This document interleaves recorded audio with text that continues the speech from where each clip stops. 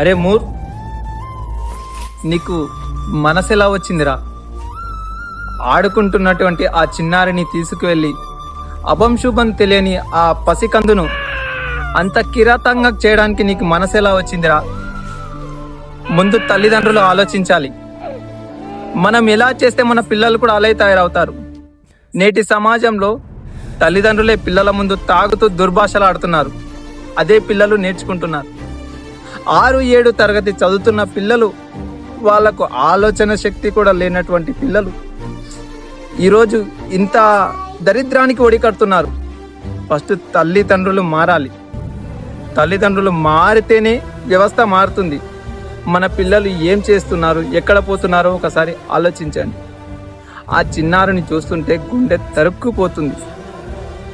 ఇంత కిరాతకంగా చేసిన వాడిని ఈరోజు జైల్లో పెట్టారు. వాడికి డబ్బు పలుకుబడి ఉంటే 4 రోజులలో బయటికి తీసుకొస్తారు. కానీ ఇలాంటి సంఘటనలు ఆగడమే లేదు.